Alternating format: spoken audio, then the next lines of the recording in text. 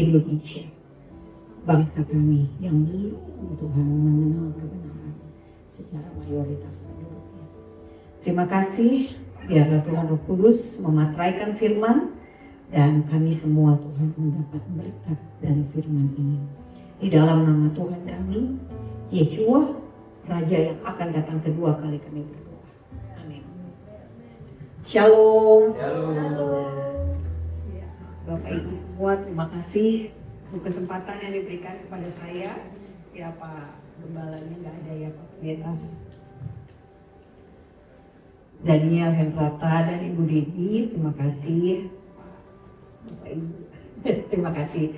Ya, Bapak Ibu, kita hari ini saya ingin membahas tentang akhir zaman, tapi melihat kondisi manusia akhir zamannya.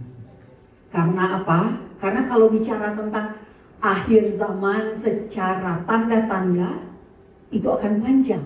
Tapi sekarang karena waktu yang terbatas, saya hanya ingin membahas tentang manusia akhir zamannya. Oke, kita lihat kapan sih akhir zaman itu Bapak Ibu? Akhir zaman kalau menurut satu pertama ya, rujukan ayat yang pertama dari Ibrani 1 ayat 2, maka pada zaman akhir ini Ia telah berbicara kepada kita dengan perantara anaknya yang telah Ia tetapkan sebagai yang berhak menerima segala yang ada. Oleh Dia Elohim telah menjadikan alam semesta. Jadi akhir zaman ketika apa? Perantara, yakni anaknya sudah dinyatakan kepada kita. Ayat lainnya Bapak Ibu bisa lihat 1 Petrus 1 ayat 5. Kamu yang dipelihara dalam kekuatan Elohim karena imanmu, sementara kamu menantikan keselamatan yang telah tersedia untuk dinyatakan pada zaman akhir. 1 Petrus 1 ayat 20, Ia telah dipilih sebelum dunia dijadikan, tetapi karena kamu baru menyatakan dirinya pada zaman akhir. Jadi kesimpulannya apa Bapak Ibu semua? Zaman akhir itu sejak Tuhan Yesus, Yeshua datang 2000 tahun yang lalu. Tapi sekarang kita berada di ujung dari zaman akhir itu. Makanya disebut sebagai akhir zaman. Nah, kita lihat keadaan manusia pada akhir zaman itu seperti apa. Ada rujukan dari 2 Timotius 3 ayat 1 sampai 9. Ini semuanya ada di Alkitab kita Bapak Ibu. Ya, saya hanya mempoinkan satu persatu. Pertama, dari 2 Timotius 3 ayat 1, pada hari-hari terakhir akan datang masa yang sukar. Kurang lebih kita akan mengalami masa yang jauh lebih sukar dari sekarang ini. Bukan hanya dolar semakin perkasa Bapak Ibu, ya, karena Amerika memberkati Israel, maka dolarnya makin kuat. Itu udah prinsip ekonomi kerajaan sorga. Siapa memberkati Israel akan diberkati. Gak percaya? Tes, coba dites. Saya mendorong Bapak Ibu untuk menguji ya setiap firman, dan saya melakukannya sendiri Bapak Ibu. Sejak 2016 kami saya dan suami memberkati bangsa Israel, dan sampai hari ini kami melihat bagaimana Tuhan sungguh luar biasa. Tuhan tidak pernah membuat kita dipermalukan. Tuhan tidak membuat kita bungkit. Ya, itu karena apa? Semua Tuhan yang punya. Yang kedua apa? Manusia akan mencintai diri sendiri. Kenapa? Karena masa susah. Orang pasti akan berpikir, kebutuhan kita dulu lah. Kebutuhan anak saya, kebutuhan keluarga saya. Semua akan lebih fokus kepada diri sendiri. Menjadi hamba uang. Mamon itu roh Bapak Ibu. Bisa mengikat, membual, menyombongkan diri, berontak terhadap orang tua, tidak tahu berterima kasih, tidak peduli agama, tidak tahu mengasihi. Kecenderungan orang yang mencintai diri sendiri, ya dia pasti tidak tahu mengasihi, tidak mau berdamai, suka menjelekkan orang, tidak dapat mengekang diri, garang, tidak suka yang baik, suka mengkhianat. Ini masih ada lagi Bapak Ibu lanjutannya ya. 2 Timotius 3 ayat 1 sampai 9. Next. Keadaan manusia pada zaman akhir ya. Poin ke-16 ya, tidak berpikir panjang, berlagak tahu, lebih menuruti nafsu daripada menuruti Elohi, menuruti Bapa kita di sorga. Melakukan ibadah secara lahiriah, rutinitas bukan spiritual. Tidak mengimani ya ibadah yang dilakukan. Pria-pria menjerat perempuan lemah. Apalagi syarat dengan dosa, dikuasai oleh berbagai nafsu, ingin diajar namun tidak bisa mengenal kebenaran, menentang otoritas, menentang kebenaran, akal bobrok. Ini kata Alkitab Bapak Ibu, bukan kata saya. Akal bobrok, logika bobrok, iman tidak tahan uji, tidak akan lebih maju, dan kebodohan nyata bagi semua orang. Karena apa? Karena akalnya bobrok. Nah, Bapak Ibu, saya percaya ini tidak ada di sini ya. Manusia pada zaman akhir dengan ciri-ciri 1 sampai 29 ini, saya percaya tidak ada di tempat ini. Ya. Karena apa Bapak Ibu? Karena ini tidak sesuai dengan iman Kristen. Semua yang ditulis di 2 Timotius 3 ayat 1 sampai 9 ini. Nah, saya ingin fokus di menentang kebenaran. Kita lihat 2 Timotius 3 ayat 7 sampai 9. Yang walaupun selalu ingin diajar, namun tidak pernah dapat mengenal kebenaran. Sama seperti Yanes dan Yambres ya harusnya. Menentang Musa, demikian juga mereka menentang kebenaran. Akal mereka bobrok dan iman mereka tidak tahan uji. Tetapi sudah pasti mereka tidak akan lebih maju. Karena seperti dalam hal Yanes dan Yambres, kebodohan mereka pun akan nyata bagi semua orang. Nah Bapak Ibu, siapa sih Yanes dan Yambres ini? Sampai spesial ditulis di Alkitab kita. Mereka ini adalah para penyihir Mesir. Kita lihat di Keluaran 7 ayat 11. Kemudian Firaun pun memanggil orang-orang berilmu dan ahli-ahli sihir. Dan mereka pun ahli-ahli sihir itu membuat yang demikian juga dengan ilmu mantra mereka. Jadi ketika Musa dan Harun menghadap Firaun, ya meminta supaya bangsa Israel boleh keluar dari Mesir, Firaun memanggil para penyihir ini. Dan ketika Musa, tongkat Harun itu bisa berubah menjadi ular, mereka pun bisa melakukan hal yang sama. Bapak Ibu lihat di Keluaran 7 ayat 12, masing-masing mereka melemparkan tongkatnya dan tongkat-tongkat itu menjadi ular, tetapi tongkat Harun menelan tongkat-tongkat mereka. Meski mereka bisa melakukan sihir, mujizat, ya dari kuasa kegelapan, tapi tetap kuasa Tuhan lebih besar. Amin. Nah kita lihat kuasa-kuasa apa saja yang dilakukan oleh Yanes dan Yambres ini. Keluaran 7 ayat 22. Tulah pertama, air menjadi darah. Tetapi para ahli Mesir membuat yang demikian juga dengan ilmu-ilmu mantra mereka. Sehingga hati Firaun berkeras dan ia tidak mau mendengarkan keduanya seperti yang telah difirmankan Tuhan. Jadi sihir bisa mengubah air jadi darah juga Bapak Ibu. Lalu di Keluaran 8 ayat 7 kata, tetapi para ahli itu pun membuat yang demikian juga dengan ilmu-ilmu mantra mereka. Sehingga mereka membuat kata-kata bermunculan meliputi tanah Mesir. Bukan hanya di Sungai Nil, di rawa-rawa, tapi di semua tempat. Mereka bisa juga bikin hal yang sama. Nah, di Keluaran 8 ayat 18 sampai 19 baru tertulis. Para ahli itu pun membuat yang demikian juga dengan ilmu-ilmu mantranya untuk mengadakan apa? Nyamuk. Tetapi mereka tidak dapat tidak dapat membuat nyamuk. Demikianlah nyamuk-nyamuk itu hingga pada manusia dan binatang. Lalu berkatalah para ahli itu kepada Firaun, inilah tangan Elohim. Tetapi hati Firaun berkeras dan ia tidak mau mendengarkan mereka seperti yang telah difirmankan Tuhan. Kuasa gelap tidak mempan ketika mau membuat nyamuk. Karena apa? Ketika itu Musa dan Harun membuat nyamuk dari debu tanah.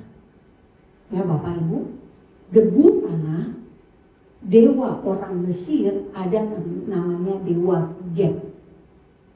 Dia ini bapaknya Osiris. Kita mungkin lebih tahu familiar dengan Osiris. Dewa Geb atau dewa bumi. Nah, jadi disinilah baru mereka tidak bisa membuat nyamuk dari bumi. Dewa Geb ini tahta Firaun itu disebut tahta dewa Geb. Jadi akhirnya gitu ya, dewa yang terutamanya itu baru tidak bisa melawan jari Elohim, Etzbah Elohim, finger of God. Ini Bapak Ibu, jari Elohim ini apa sih? Kita lihat. Jari Elohim atau tangan jari Tuhan adalah kiasan Yahudi tentang intervensi Tuhan terhadap sesuatu yang terjadi dalam kehidupan kita Bapak Ibu. Tanpa kita sadari, kalau kita datang dengan otoritas Tuhan, kita yakin Tuhan menyertai Bapak Ibu semua dalam pekerjaan Bapak Ibu saat ini, dan Bapak Ibu melakukannya untuk kemuliaan Tuhan, maka Tuhan berperan. Tuhan akan bertindak, melakukan, menaruh jarinya di dalam hidup Bapak Ibu semua.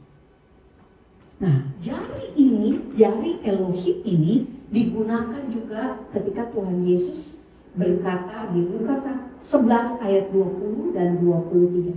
Tetapi jika aku mengusir setan dengan kuasa Elohim, ini versi terjemahan Lembaga Alkitab Indonesia, maka sesungguhnya kerajaan Elohim sudah datang kepadamu. Siapa tidak bersama aku, ia melawan aku, dan siapa tidak mengumpulkan bersama aku, ia mencerai-beraikannya. Lebih bagus baca dari terjemahan bahasa Inggris, ya, English Standard Version. But if it is by the finger of God that I cast out demons, then the kingdom of God has come upon you. Whoever is not with me is against me, and whoever does not gather with me scatters. Jadi jelas Bapak Ibu, tangan Tuhan bisa bertindak, termasuk terhadap kuasa jahat, termasuk melawan kuasa kegelapan, kerajaan. Setan itu kerajaan juga ya Bapak Ibu, berbeda dengan kerajaan Tuhan kita Elohim. Setan juga bentuknya apa? Kerajaan kegelapan. Nah, jadi apa pelajaran yang bisa kita pelajari dari Yanes dan Yambres ini? Karena dia dimasukkan, ya. Rasul Paulus menasehati Timotius dengan dua tokoh penyihir ini. Apa pelajarannya? Pertama, ketaatan Bapak Ibu. Ketaatan pada Tuhan jelas, terutama dan yang terpenting. Saya dulu bekerja 18 tahun sebagai wartawan, saya punya bos. Tapi tetap ketaatan saya adalah pada Tuhan. Kalau bos saya menyuruh saya melakukan yang aneh-aneh, saya harus menolak. Ya, itu yang harus kita lakukan sebagai anak-anak Tuhan di dalam pekerjaan kita. Dan itu pula yang seharusnya dilakukan oleh para pejabat-pejabat kita yang anak-anak Tuhan. Jangan sampai ada lagi yang pakai baju orange, ya, tahanan KPK. Tapi namanya Immanuel lagi. Ya, astaga banget ini. Jangan seperti itu Bapak Ibu. Nah, kita lihat ketaatan pada Tuhan terutama dan yang terpenting. Yanes dan Yambres ini melakukan perintah Firaun sebetulnya. Karena dia hanya disuruh sama Firaun. Tapi Timotius dinasehati oleh Rasul Paulus dikatakan, namun di mata Tuhan ketaatan mereka pada Firaun adalah bentuk menentang Tuhan. Taat pada otoritas tentu saja penting, harus. Tapi otoritas yang seperti apa? Tentu saja otoritas yang takut Tuhan. Benar nggak? Kalau pemerintah kita, pemerintahnya kekhalifahan, pemerintahan seperti ISIS, apakah kita harus takut pada mereka? Enggak. Justru kebalikannya, kita harus menantang pemerintahan seperti itu. Karena mereka tidak takut pada Tuhan. Jadi taat otoritas yang takut Tuhan, barulah kita bisa sebut itulah bentuk ketaatan kita pada Tuhan juga. Ya Bapak Ibu, amin. Pertama jadinya apa? Kita belajar tentang ketaatan. Yang kedua, kita belajar apa? Mengenal dan menerima kebenaran. Apa mengenal dan menerima kebenaran? Sumbernya dari Alkitab kita. Jangan menentang kebenaran. Rasul Paulus apa bilang ke Timotius? Menasehati, malah disuruhnya apa? Menjauh dari orang-orang seperti ini. Bapak Ibu baca sendiri nanti ya di 2 Timotius tadi. Rasul Paulus menasehati Timotius agar tidak seperti si Yanes dan Yambres ini yang menentang kebenaran. Karena itu Timotius harus memiliki apa? Akal. Logika jangan bobrok. 2 Timotius 3 ayat 8. Banyak orang saat ini enggak pakai logika lagi Bapak Ibu. Banyak orang saat ini, ya maaf kata ya, bukan bodoh tapi tidak mau berpikir. Ya, padahal Tuhan kasih kita akal untuk digunakan, untuk kita berpikir. Kita orang Kristen jangan malu-maluin juga ya. Jangan sampai kesannya, aduh ya orang kok kayak gini masa nggak ngerti sih, gitu ya. Nah, jangan bobrok akal kita. Yang kedua, iman tentu saja harus tahan uji. Dan iman kita hari-hari ini diuji terus Bapak Ibu. Banyak sekali nilai-nilai kehidupan yang bertentangan dengan nilai-nilai Alkitab. Orang menghalalkan segala cara untuk mendapatkan jabatan, posisi, materi, dan sebagainya. Apakah itu kita ikutin? Enggak. Cara Tuhan selalu lebih baik daripada cara dunia. Bapak Ibu percaya nggak? Saya bisa berdiri di depan Bapak Ibu semua ini karena kasih karunia Tuhan.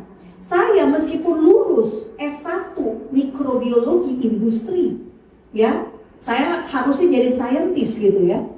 Tapi saya pekerjaan pertama saya, Bapak Ibu tahu nggak apa? Saya jadi pelayan di restoran om saya. Karena usia saya 30 tahun. Susah dapat kerjaan, gak ada pengalaman, siapa yang mau terima? Setelah saya 1 tahun kerja di restoran om saya ya, baru saya melamar di radio, kantor berita radio untuk menjadi penyiar radio. Dari situ baru saya kerja sebagai wartawan selama 18 tahun. Jadi saya mulai dari hal yang mungkin orang lain sekarang gengsi. Enggak, saya gak mau. Gengsi gak bisa dimakan. Ya Bapak Ibu, saya udah punya anak 2, mau gengsi apa? Saya kerja apa saja. Tapi karena om saya gak mau lah minta-minta. Ya udah saya kerja deh, dia punya restoran, saya kerja. Di Kalimalang restorannya, udah tutup. Nah itu yang saya lakukan. Nah Bapak Ibu, iman kita harus tahan uji.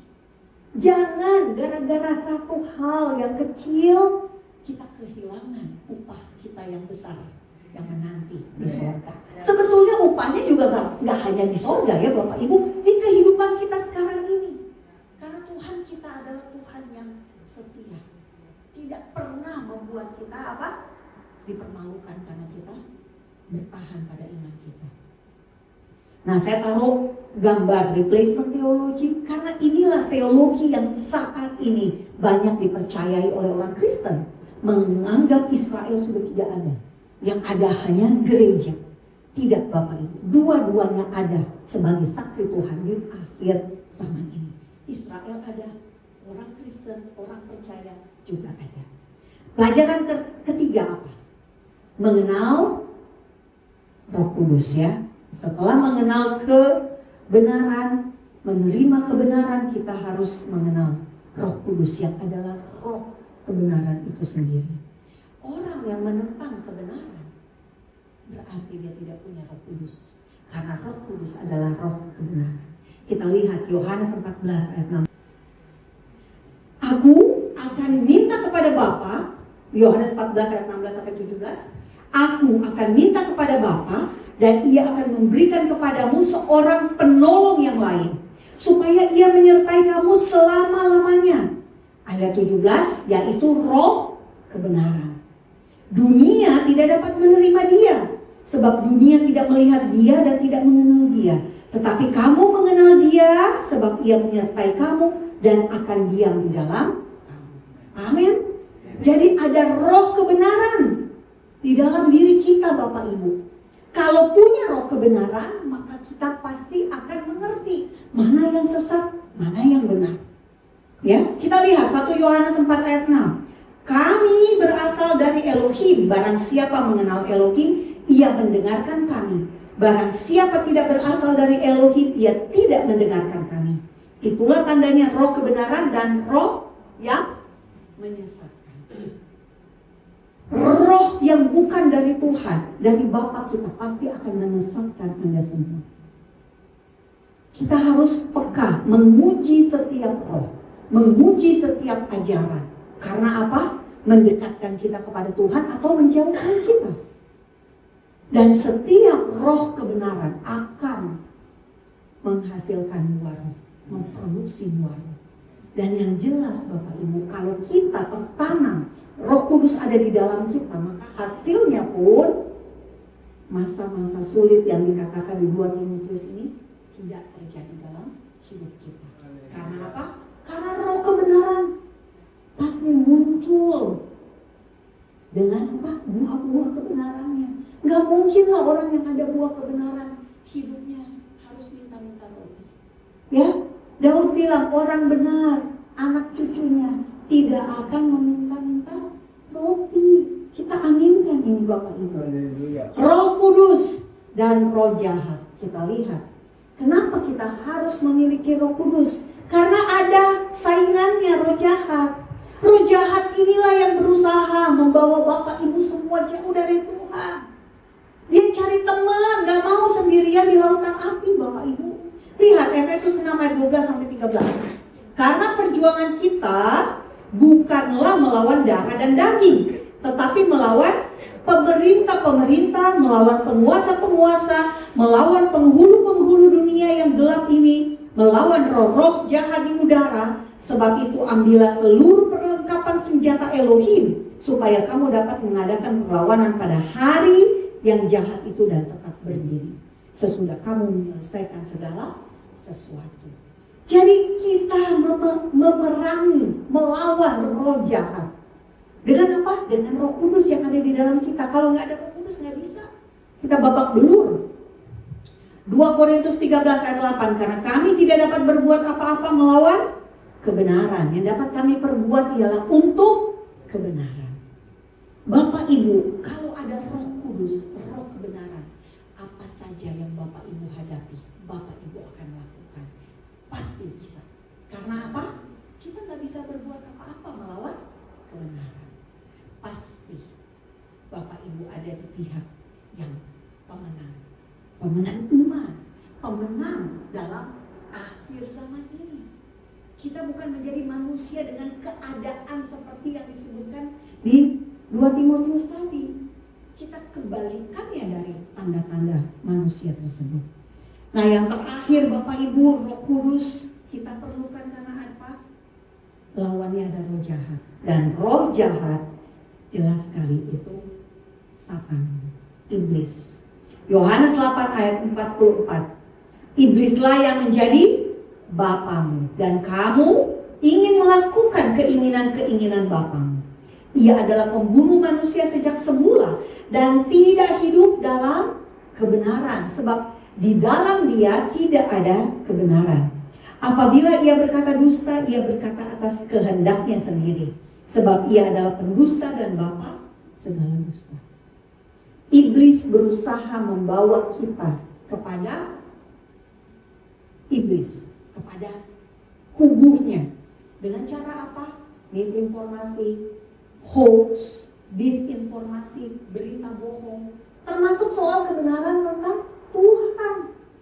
Banyak ajaran-ajaran yang tidak alkitabiah. Karena itulah patokan kita adalah Alkitab. Jangan termakan bapa segala dusta. 3 Tesalonika 2 ayat 11 sampai 12, dan itulah sebabnya Elohim mendatangkan kesesatan atas mereka yang menyebabkan mereka percaya akan dusta, supaya dihukum semua orang yang tidak percaya akan kebenaran dan yang suka kejahatan. Ketika kita percaya pada kebenaran, maka Tuhan akan berpihak pada kita. Tapi ketika kita memilih tidak percaya pada kebenaran, maka Tuhan akan lakukan apa? Mendatangkan kesesatan. Tuhan akan melakukan, mereka akan dibuat percaya akan dusta. Karena kita dikasih kehendak bebas untuk memilih. Ketika kita percaya pada kebenaran, maka Tuhan akan membuat kita semakin kuat, semakin teguh. Namun sebaliknya, kalau tidak, dia akan terhilang. Sama, yang suka kejahatan, hari-hari ini banyak sekali orang secara tidak sadar, mereka suka pada kekerasan, mendukung kekerasan, mendukung orang-orang yang melakukan kekerasan. Saya sangat sedih ketika terjadi kerusuhan di depan DPR, Bapak Ibu. Banyak orang Kristen senang karena gak suka sama DPR, tapi caranya gak kayak gitu. Apa iya kita senang melihat rumah Sri Mulyani bisa dibilangnya udah dijarah? Apa itu cara orang Kristen menentang pemerintah? Enggak kayak gitu. Saya sampai bingung. Udah gitu, maaf aja ya, yang bersuara ya di media sosial ini orang Kristen gitu loh. Saya sampai ini paham gak sih sebetulnya apa yang harus kita lakukan? Bukan kayak begini Bapak Ibu, kita gak suka kejahatan, kita gak suka kekerasan. Ada cara-cara yang bisa kita lakukan menyatakan ketidaksetujuan kita pada pemerintah. Jadi Bapak Ibu, firman Tuhan jelas sekali. Ada Roh Kudus, ada roh jahat, ada roh kebenaran, ada iblis, bapa segala dusta. Kita diperhadapkan pada hari-hari ini, karena hari-hari ini menurut 2 Timotius tadi adalah apa? Hari-hari. 2 Timotius 3 ayat 1, pada hari-hari terakhir akan datang masa yang sukar. Saya percaya Bapak Ibu ada Roh Kudus, masa sukar itu nothing. Amin.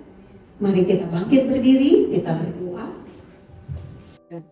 Karena kami percaya Tuhan di hari-hari terakhir ini, seperti yang ditulis di 2 Timotius ini, bahwa akan ada masa yang sukar. Tapi ketika tangan kami bersentuhan dengan jari-Mu Tuhan, finger of God, kami percaya kuasa-Mu dinyatakan.